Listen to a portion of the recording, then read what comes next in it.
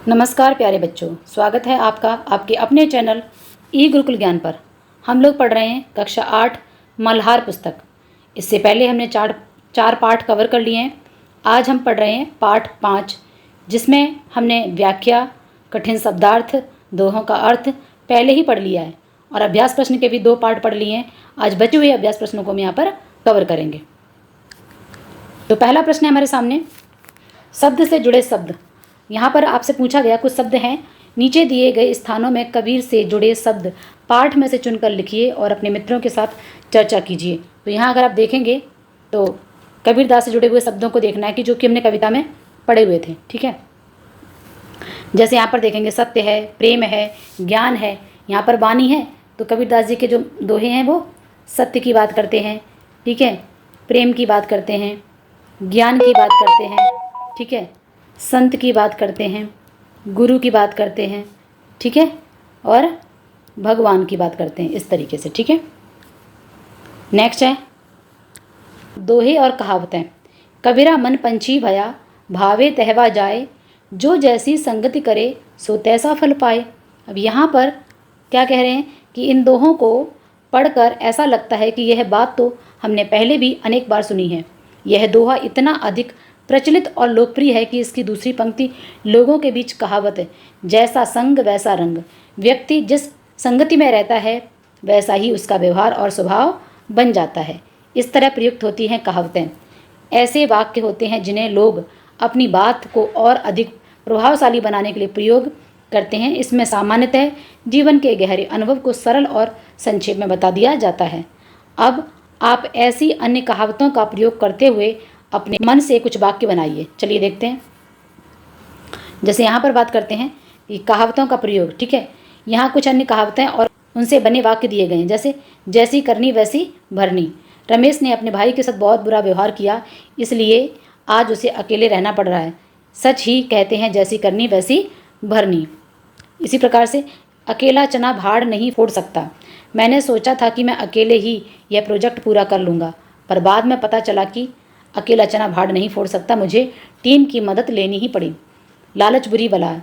एक आदमी को रास्ते में बहुत सा सोना मिला, पर उसने और पाने के लालच में अपनी जान गंवा दी। इसलिए कहते हैं कि लालच बुरी बला होती है। तो यहाँ पर आप देख रहे हैं कि यहाँ हमारे पास कहावतें हैं, ये उनके सेंटेंस बने हुए हैं।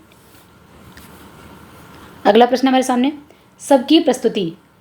पाठ के किसी एक दोहे को चुनकर अपने समूह के साथ मिलकर भिन्न भिन्न प्रकार से कक्षा के सामने प्रस्तुत कीजिए। उदाहरण के लिए गायन करना, जैसे लोकगीत शैली में, भाव नृत्य प्रस्तुति करना, कविता पाठ करना, संगीत के साथ प्रस्तुति करना, अभिनय करना, जैसे एक दोस्त गुस्से में आकर कुछ गलत कह देता है और लेकिन दूसरा दोस्त उसे समझाता है कि पढ़ता मधुर भाषा का कितना प्रभाव पड़ता है, ऐसी वाणी बोलिए मन का आपा कोई। अब यहाँ पर ये एक्टिविटी है कि जो दोहे हैं उनकी प्रस्तुति करनी है। या तो आप उसे गाएं, ठीक है, या फिर डांस करते हुए जैसे आप चित्र में देख पा रहे हैं, या कविता की तरह उसका पाठ करें, संगीत की तरह ग्रुप में गा सकते हैं, या फिर एक नाटक प्ले कर सकते हो कि एक व्यक्ति गुस्सा कर रहा है, दूसरा उसको समझा रहा है कि नहीं मधुर वाणी बोलने का क्या प्रभाव होता है। अगला है कि आपकी बात। गुरु गोविंद दोऊ खड़े काके लागू पाएँ। क्या आपके जीवन में कोई ऐसा व्यक्ति है जिसने आपको सही दिशा दिखाने में सहायता की हो? उस व्यक्ति के बारे में बताइए। जैसे हाँ, मेरे जीवन में मेरी माँ ऐसी व्यक्ति है जिन्होंने मुझे हर मुश्किल में सही गलत का फ़र्क बताया, हमेशा सही रास्ता चुनने की प्रेरणा दी। उन्हीं की वजह से आज मैं एक जिम्मेदार और एक सच्चा अच्छा इंसान बन पाया। उन्होंने मुझे सिखाया कि जीवन में सफलता से ज़्यादा ईमानदारी, मेहनत और महत्वपूर्ण है। ठीक है, तो ईमानदारी और मेहनत महत्वपूर्ण है। कहने का मतलब यहाँ पर हर एक व्यक्ति के जीवन में कोई ना कोई ऐसा व्यक्ति होता है जो उसे सपोर्ट करता है, उसको सही गलत की रास्ता दिखाता है। कभी कोई अध्यापक हो सकता है, माँ हो सकती है, पिता हो सकते हैं, या कोई मित्र हो सकता है, कोई रिश्तेदार हो सकता है। तो आप अगर कोई और है तो आप लिख सकते हो, पिताजी के बारे में लिख सकते हो, भाई के बारे में लिख सकते हो। अगला प्रश्न है, निंदक नियरे राखिए आंगन कुटी छवाए। क्या कभी किसी ने आपकी कमियां या गलतियों के विषय में बताया है जिनमें आपको सुधार करने का अवसर मिला हो? उस अनुभव को साझा कीजिए। हाँ, एक बार मेरे दोस्त ने मुझे बताया कि मैं बोलते समय दूसरों की बात बीच में ही काट देता हूँ। पहले तो मुझे सुनकर बुरा लगा, लेकिन बाद में मैंने गौर किया तो वह सही कह रहा था। मैंने इस आदत को सुधारने की कोशिश की और अब मैं पहले दूसरों की बात पूरी सुनता हूँ।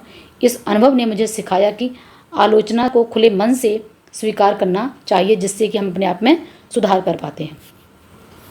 अगला प्रश्न है, कबीरा मन पंछी भया भावे तहवा जाए।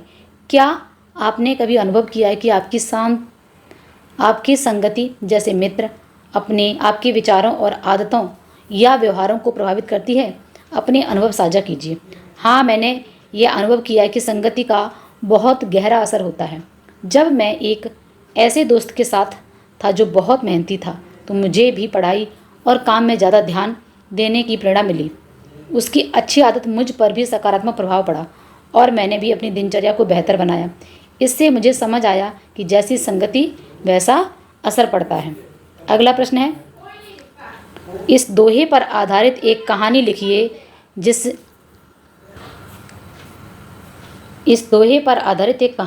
जिसमें किसी व्यक्ति ने कठिन परिस्थितियों में भी सत्य का साथ नहीं छोड़ा। संकेत, किसी खेल में आपकी टीम द्वारा नियमों के उल्लंघन का आपके द्वारा विरोध किया जाना। इस दोहे पर आधारित कहानी है। एक बार की बात है, हमारे स्कूल में वार्षिक क्रिकेट प्रतियोगिता चल रही थी। मैं अपनी टीम का कप्तान था। फाइनल मैच बहुत रोमांचक था। अंतिम ओवर में हमें जीत के लिए सिर्फ 3 रन चाहिए थे। हमारे बल्लेबाज ने एक शॉट खेला और दूसरे छोर पर मौजूद मेरा दोस्त राहुल रन लेने के लिए दौड़ा। अचानक एम्पायर ने नो बॉल का इशारा किया। मेरी टीम के सभी साथी बहुत खुश हुए, क्योंकि अब हमें जीत के लिए सिर्फ 2 रन चाहिए थे और एक अतिरिक्त गेंद भी मिल गई थी। लेकिन मैंने देखा कि एम्पायर का फैसला गलत था। राहुल का पैर लाइन के अंदर ही था। परंतु मैंने एम्पायर से कहा, अंकल, यह नो बॉल नहीं है। राहुल का पैर क्रीज के अंदर था। मेरे टीम के साथी मुझसे नाराज़ हो गए। उन्होंने कहा, क्या तुम पागल हो? हमें जीत मिल रही है और तुम उसे रोक रहे हो।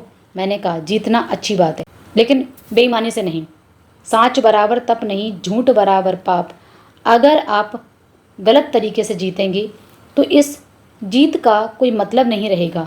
मेरे इस फैसले से टीम हार गई, लेकिन मेरे दोस्त और विरोधी टीम के खिलाड़ी भी मेरे से बहुत प्रभावित हुए। प्रिंसिपल ने भी मेरी बहुत प्रशंसा की। उस दिन मैं हार कर भी जीत गया। अगला प्रश्न देखेंगे, गुरु गोविंद दोऊ खड़े काके लागे पाएँ। इस दोहे को ध्यान में रखते हुए अपने किसी प्रेरणादायक शिक्षक के साक्षात्कार कीजिए और उनके योगदान पर एक निबंध लिखिए। यह दोहा गुरु के महत्व को दर्शाता है। इस पर आधारित एक निबंध यहाँ दिया गया है, जैसे, मेरे प्रेरणादायक गुरु। मेरे जीवन में कई शिक्षकों का प्रभाव रहा, पर मेरे गणित के शिक्षक श्री राम शर्मा सर ने मुझे सबसे अधिक प्रेरित किया। वह सिर्फ गणित के नहीं पढ़ाते थे, बल्कि जीवन जीने का तरीका भी सिखाते थे। जब मैं गणित में कमज़ोर था और निराश हो चुका था, तब उन्होंने मुझे हार न मानने की सलाह दी। उन्होंने मुझे समझाया कि हर समस्या का हल होता है, बस धैर्य और लगन से काम करना चाहिए। कबीर का दोहा, गुरु गोविंद दोऊ खड़े काके लागू पाएँ, बलिहारी गुरु आपने गोविंद दियो बताए। श्री राम सर बिल्कुल सटीक बैठते हैं। उन्होंने मुझे न केवल गणित में सफल बनाया, बल्कि एक जिम्मेदार और मेहनती इंसान भी। उनके उपदेशों से मुझे अपनी कमजोरियों को स्वीकार करने और उन्हें दूर करने की हिम्मत मिली। आज मैं कुछ भी हूँ, उसमें उनका बहुत बड़ा योगदान है। उन्होंने मुझे सिर्फ ज्ञान नहीं दिया, बल्कि सही रास्ता दिखाया। मैं हमेशा अपने इस योगदान के लिए आभारी रहूँगा। तो इस तरीके से आपके जीवन में अगर कोई और शिक्षक है तो आप उनके बारे में भी लिख सकते हो। अगला प्रश्न है हमारे सामने कि कल्पना कीजिए कि कबीर आज के समय में आ गए हों। वे आज किन किन विषयों पर कविता लिख सकते हैं? उन विषयों की सूची बनाइए। अगर कबीर आज के समय में होते तो वे इन विषयों पर कविता लिख सकते थे। मोबाइल फ़ोन का अत्यधिक उपयोग और सोशल मीडिया का प्रभाव, प्रदूषण और पर्यावरण की समस्याएं, धर्म के नाम पर होने वाले झगड़े और आपसी भेदभाव, भ्रष्टाचार और ईमानदारी की कमी, गरीबी और अमीरी के बीच बढ़ती खाई, डिजिटल दुनिया में अकेलापन और मानवीय संबंधों की कमी। तो जो आज के टॉपिक हैं उसी आधार पर हमने इसको दिया, क्योंकि साहित्य समाज का दर्पण होता है। अगला प्रश्न हमारे सामने, इन विषयों पर आप भी 2 पंक्तियाँ लिखिए। प्रदूषण और धर्म के नाम पर झगड़े। जैसे यहाँ पर देख सकते हैं कि गाड़ी मोटर का हवा हुई विषैली, इस जीवन को बचाने की अब जिम्मेदारी मिली। मंदिर मस्जिद के झगड़े में इंसानियत है हारी, प्रेम भाव से रहना सीखो, यही है सबसे प्यारी। ठीक है, तो इस तरीके से आप भी कोई टॉपिक लेकर उस पर 2 पंक्तियाँ बनाने की कोशिश करेंगे। यहाँ दिया हुआ है साइबर सुरक्षा और दोहे। अति का भला न बोलना, अति का भला न चूप। इंटरनेट पर अनावश्यक सूचनाएं साझा करने से क्या क्या संकट हो सकते हैं। कबीर का यह दुआ हमें हर चीज़ में संतुलन रखने की सीख देता है। इसी तरह इंटरनेट पर बहुत ज़्यादा जानकारी साझा करना खतरनाक हो सकता है। निजी जानकारी का दुरुपयोग। अगर आप अपना पता, फ़ोन नंबर या स्कूल जैसी निजी जानकारी साझा करते हैं तो अपराधी इसका इस्तेमाल करके आपको नुकसान पहुंचाने के लिए इस्तेमाल कर सकते हैं। पहचान की चोरी। आपकी तस्वीरें और व्यक्तिगत विवरण को इस्तेमाल कर, ठीक है, कोई और आपकी पहचान चुराने के लिए कर सकता है। ठीक है, इस तरीके से जैसे हम साइबर क्राइम बोलते हैं ना, आजकल बहुत ज़्यादा चल रहा है। तो इस तरीके से इंटरनेट से भी हमें बहुत ही सीमित उपयोग करना चाहिए जब आवश्यक हो। अनावश्यक हमें इस तरीके से सोशल मीडिया पर नहीं रहना चाहिए और कभी भी किसी लिंक पर ऐसे ही क्लिक नहीं करना चाहिए। अगला प्रश्न है, साधु ऐसा चाहिए जैसा सूप सुहाए। किसी भी वेबसाइट, ईमेल या मीडिया पर उपलब्ध जानकारी को सूप की तरह छानने की आवश्यकता क्यों? कैसे तय करें कि कौन सी सूची उपयोगी है और कौन सी हानिकारक? यह तय करने के लिए कि कौन सी जानकारी उपयोगी है और कौन सी हानिकारक, आप इन बातों का ध्यान रख सकते हैं। जैसे स्रोत की जांच करें। हमेशा देखें कि जानकारी कहाँ से आई है। क्या वह कोई विश्वसनीय समाचार वेबसाइट या अज्ञात व्यक्ति का ब्लॉग है? सरकारी वेबसाइट और जाने माने विशेषज्ञ आमतौर पर सही जानकारी देते हैं। तथ्यों की पुष्टि करें। अगर कोई जानकारी बहुत अजीब और चौंकाने वाली लगे तो उसे तुरंत सच न मानें। किसी और स्रोत से उसकी जानकारी की जांच करें। तो इस तरीके से हमें यह बचने के लिए, सावधान रहने के लिए बताया गया है। अगला देखो, इसमें उद्देश्यों को समझें। देखें कि क्या, यहाँ पर देख सकते हैं, देखें कि क्या जानकारी किसी को गुमराह करने या किसी का प्रचार करने के लिए लिखी गई है। ऐसी जानकारी से बचना चाहिए। आपत्तिजनक सामग्री से बचें। अगर कोई वेबसाइट या ईमेल आपको किसी गलत काम के लिए उकसाए या किसी के बारे में गलत बातें कहे तो तुरंत उनसे दूर हो जाएं। इस तरह इंटरनेट पर सुरक्षित रह सकते हैं, केवल अच्छी जानकारी का लाभ उठा सकते हैं। अब यहाँ पर अगला प्रश्न हमारे सामने है, आज के समय में नीचे कुछ घटनाएं दी गई हैं, इन्हें पढ़कर आपको कबीर के कौन कौन से दोहे याद आते हैं? घटनाओं के नीचे दिए गए रिक्त स्थान पर उन दोहों को लिखिए।